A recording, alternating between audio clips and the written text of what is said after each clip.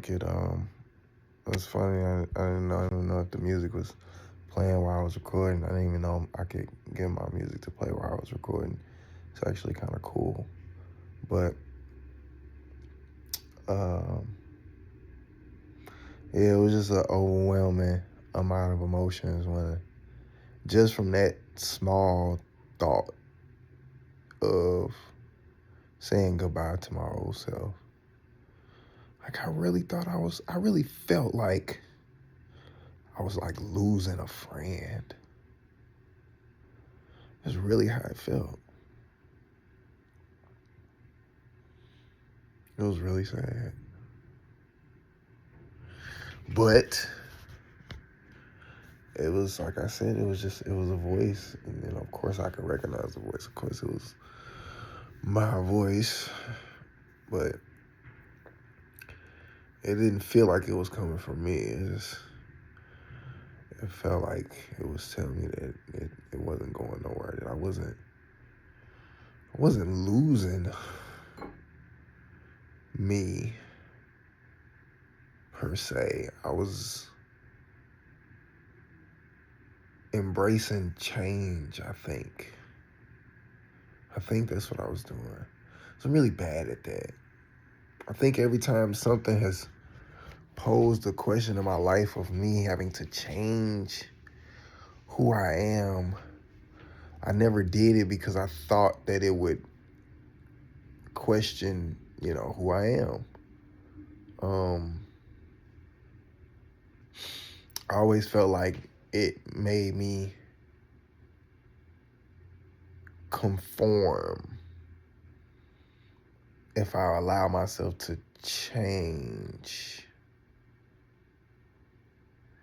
Which is weird because I've always had a theory. Even when I was younger, I always told people that it's so bad when they say I had to change.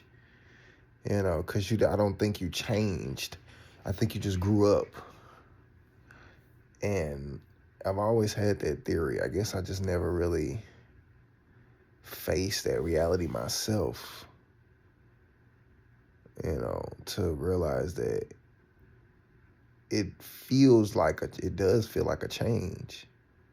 It feels like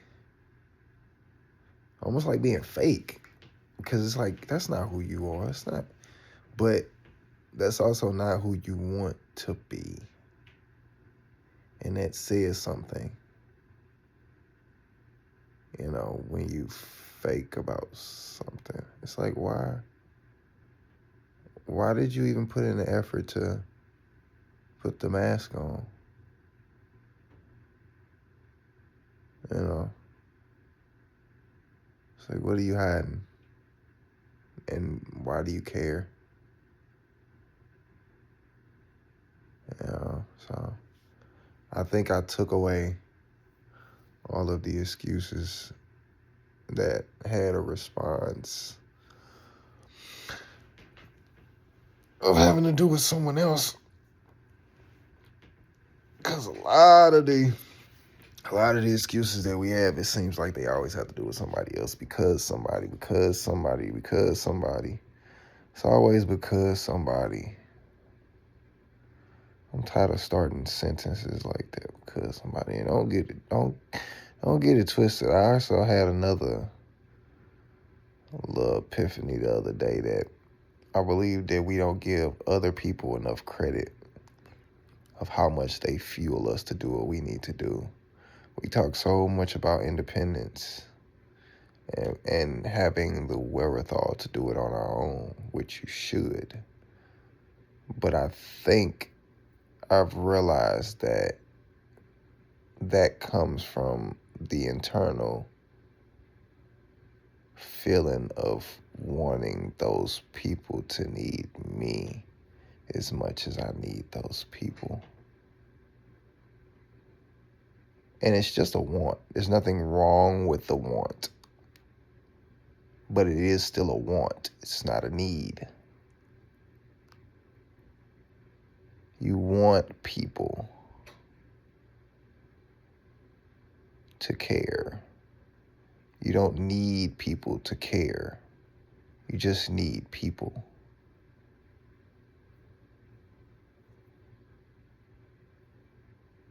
which means you should probably be more.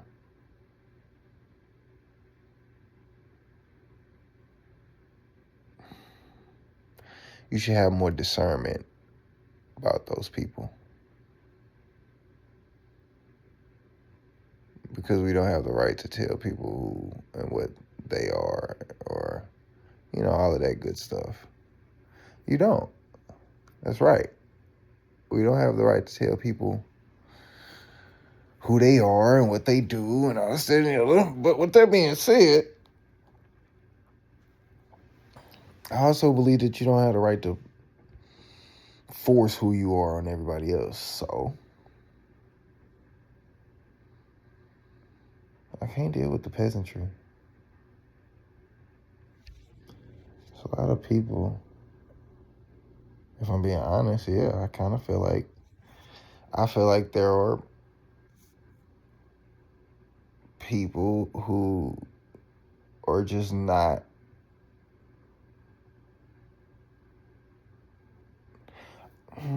that ain't none of my business. That ain't none of my business. I do. I mean, I do feel like there are people who are lower class and they shouldn't be around other people of other classes. And I get the hierarchy. I get all of that. But honestly, because I'm black and because we've been treated like that for so long, I just don't care. Like, I mean, yeah, it's a thing, but I don't give a fuck. That ain't got nothing to do with me. That shit ain't got nothing to do with me. Like, I don't care to go out there and try to do something about these people. Like, man, whatever, bro. That shit ain't got shit to do with me. That's so much effort. For real, like slavery and all of this stuff, it just seems like so much effort.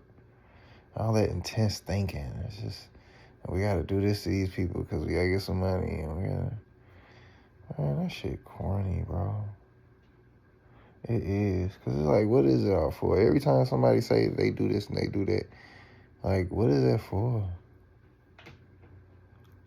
People be like, oh, well, you get more money, you get more women with money. When you get money, you get women with broke. Like, will your family be happier if you're richer? Man, them niggas gonna be miserable regardless. It's like, that's just who they are. Like, they're their own individuals. Like, I really believe that, me changing my life and me being great was gonna be good for my family. That's what I want to do. I don't think they give a fuck. I mean, if they did, then they would be putting in more effort to, do what I'm trying to do. But that's my thing. That's not their thing. Like, they're still individuals. Man, it's so weird that we look at family like that. Like, they're all all of our family is supposed to conform to us as an individual. Like, just think about that. Like, your entire family, but just you. Everybody's thinking like you. Everybody does that. That's so weird. Everybody in the entire existence of the family believes that they're number one. And it's because we all do our best to make each other feel like we're number one, because that's how we want to feel about ourselves.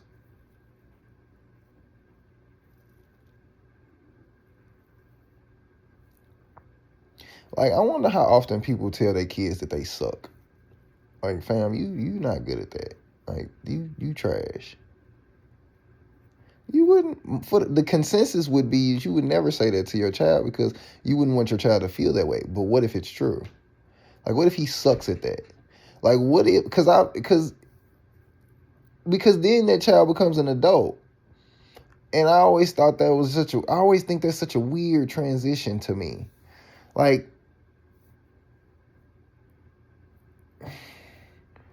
I don't know. I don't know. It seems weird. But I guess it's because everybody's different. And there's no, I guess I get the whole, there's no guidebook to all of this shit. But I do think that's why we should talk to each other and, like, really, like, give each other more grace. It's like, just talk to them. I don't know. I don't know. Like I said, I don't have kids, so maybe I'll be talking from a very biased part, from that standpoint. But I'm half and half, because half of me is my dad, and it's kind of like, well, this is all I know, so Don't burn me at the stake for all I know. But then I have the other half of me is my mom, and she's more like, well, this is what happened to me as a kid, and I don't want that to happen to me, so I'm gonna do my damnedest to be the opposite. So I'm kind of like stuck in the middle of both, of not doing something and then doing something. It's a little conflicting, but I don't like that I punish myself for that. It's kind of weird. I don't like that. Like I beat myself up for thinking in a way that was given to me by genetics and DNA. Like, it's not my fucking fault I think like that. I was just talking to my homie the other day about my speech pattern, like about the way I talk. I think I've always had an issue with the way I speak when I get passionate about stuff because I sound like my mom, and it always bothered me because it sounds feminine. How the fuck is that my fault? That's not my fault. I've learned most of my speech pattern from my mother because my father worked his ass off to keep, the bills and the lights on. So I wasn't around him a lot. So I didn't get his speech pattern. I got my mother's speech pattern because that's what I heard the most. And now as an adult, I'm questioning my manhood because I talk more like my mom than my dad. That is so weird. That is so strange. I wonder how many other people do that. That is really weird. That is really, really strange. Well, yeah. So I guess I'm good. I'm glad I'm vlogging this, for my sanity. But yeah.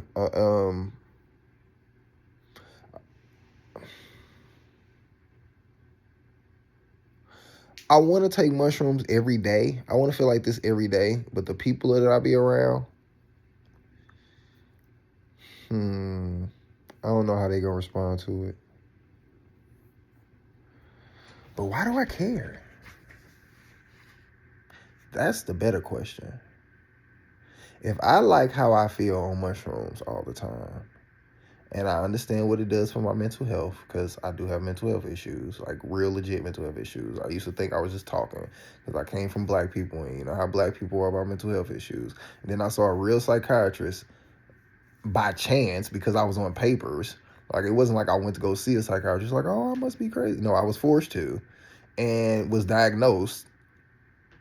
And he was like, yeah, you got some problems. You got some problems, buddy. It's like, oh, well, can you explain them to me? And he's like, yeah. So he broke it down. And you know what's so funny about the psychologist I was talking to? Like, I swear, dude was the coolest thing.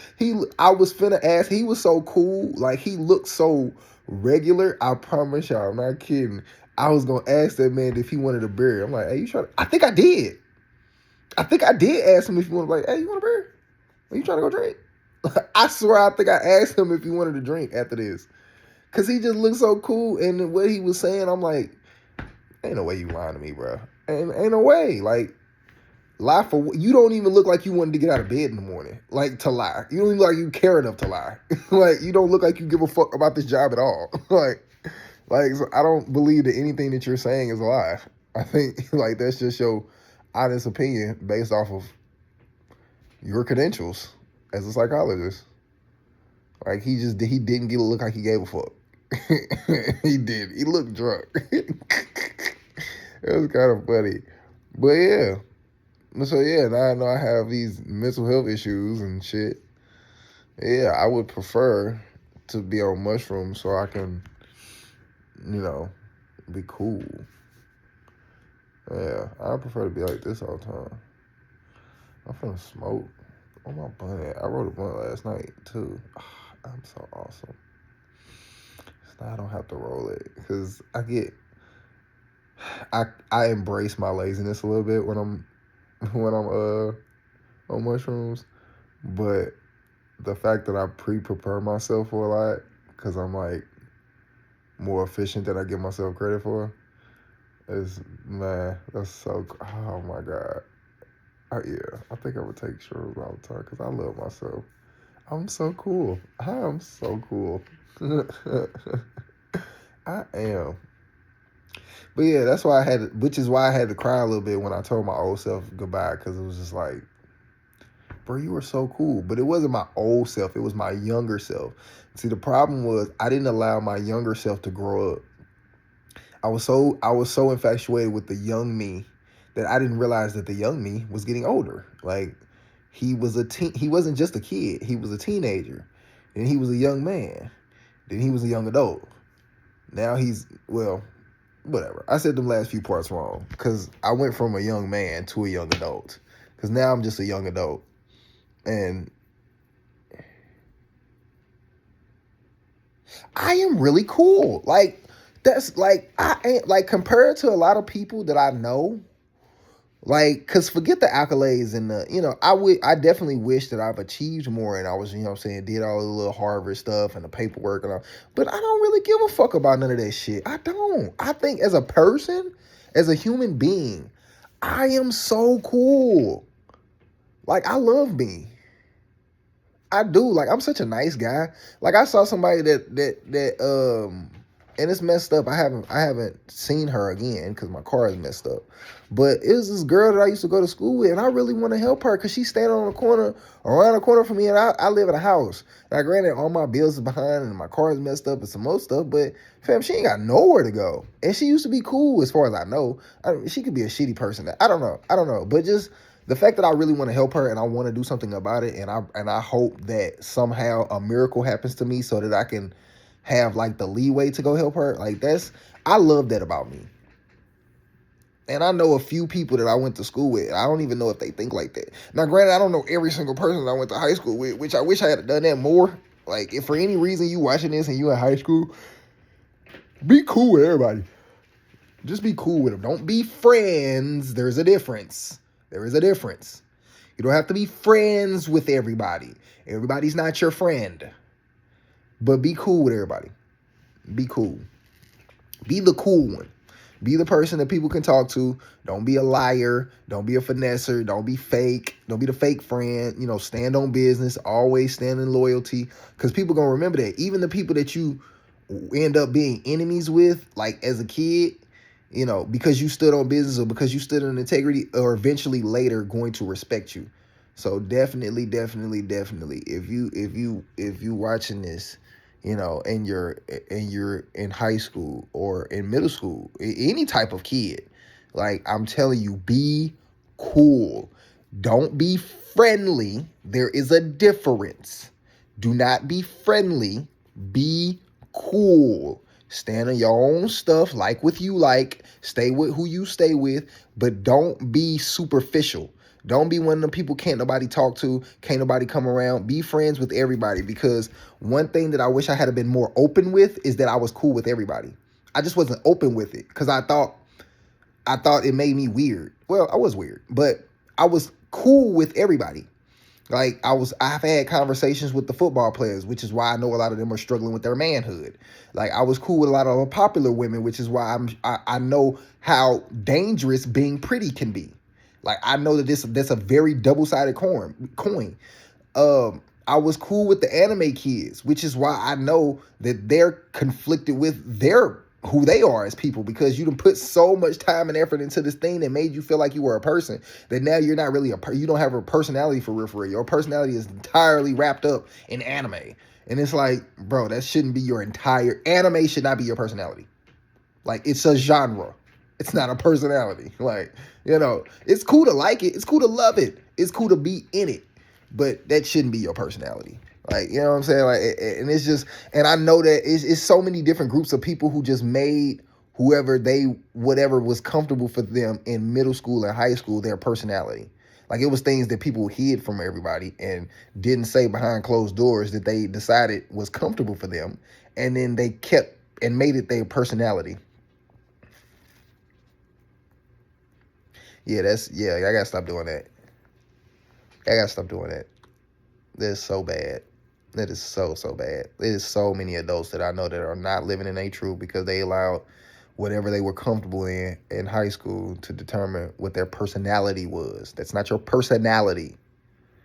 Like, like, I know dudes who told me that the only reason why they acted feminine is because it made it easier to hang around women. I was told this by several guys that they didn't really act like that they didn't really do that. That's not their genuine personality. It made them easier to hang around female. Promise you. Niggas told me this. I'm like, bro, why you act like that? When did you start acting like that? I remember like asking niggas, when did you start acting like that? Man, it's just easy to hang around girls like that. You know what I'm saying? Girls don't say nothing. Hey, you can get to, you seen, bro, I done been over girls' house. We done had sleepovers and I done seen them in the showers, and nobody say nothing because I heard it. I heard it, bro. I heard it.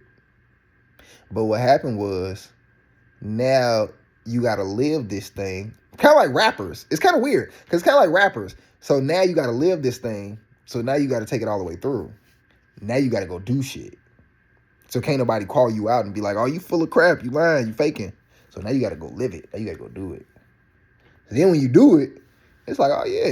You one of them. Yeah, you can't say nothing now. You be doing that shit.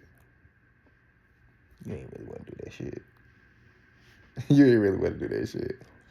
You just wanted to be accepted. And that's so messed up because you should have just accepted yourself. You didn't have to do that.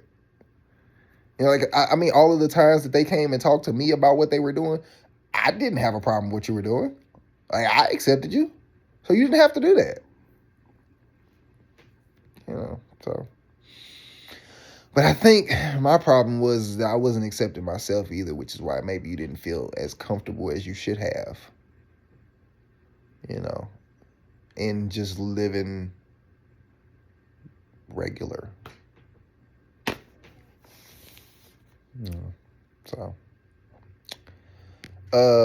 So we are now 24 minutes into vlogging for my sanity. My alarm is telling me that I didn't finish reading my book, nor did I do my affirmations this morning, but I kind of feel like this is a part of that. So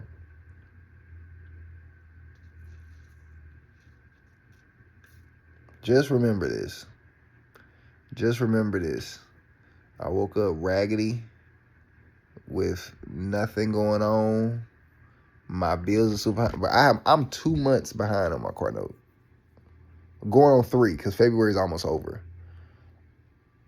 I've never had a car note before, so I genuinely do not know if they finna come take my car. I hope they don't. Please do not come take my car. I desperately need this car. But just be honest, you know what I'm saying? Let me see what else. I haven't paid my the bills for the house in the last 2 months. My phone bill is behind. Let's see what else. If I'm being honest, what else? Cause I really feel like the next chapter I'm really finna like shit on niggas. So like, and when I mean niggas, I mean myself. Like the old me, I'm finna like, man, it's finna be such a crazy turnaround. So it's like, yeah, I need to just go on and be honest about it. Like I don't even feel bad. Like that's how crazy the turnaround is gonna be. Like, let me see what else is fucked up.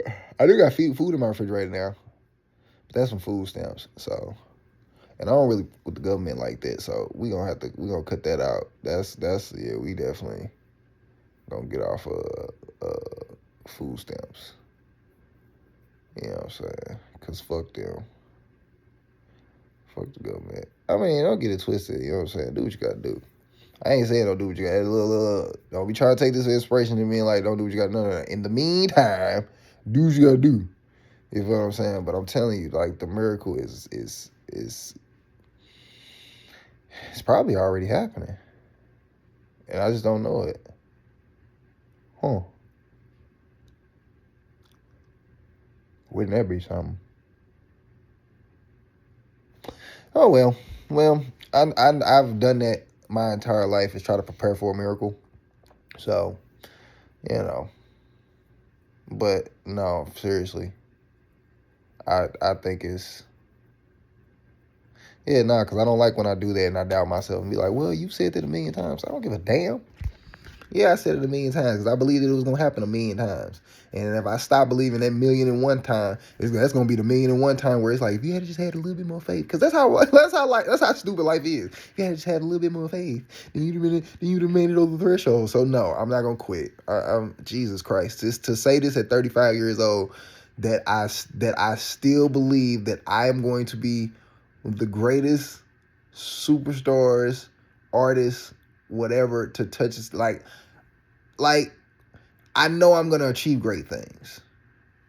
I don't even like that there's something in me right now that's making me like scared to say, yeah, you might be bigger than Michael Jackson. I might be. And I believe that Michael is the one of the greatest entertainers. I promise you, I cried when that man passed away. I promise you, real tears. Like I knew him. I cried real tears like he was a family member. You'd have thought that was like my brother, like the way I was crying. But I really believe that I needed people like him and Prince and Beyonce and Usher and like all of the great black people that we see. I don't care how y'all feel about these great black people, all of them. I appreciate every last one of y'all, all of our greats. To the 50 Cents of the world, the Jay-Z's, the Drake, all of them.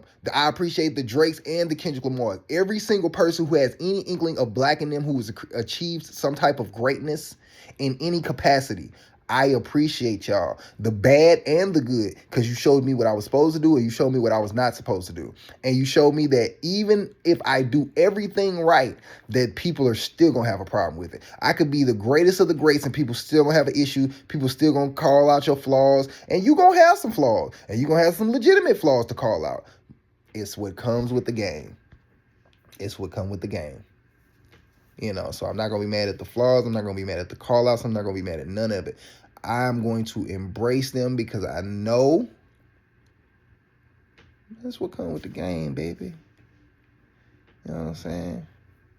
I made a poster, or I made a video. I don't know if I said this before on a video, but I'm going to say it again. Like, I don't know no God in history that don't have haters. Within human history. I don't know not one single God. Name them. Name them all. From the Christians to the Norths to the Greeks to all of them.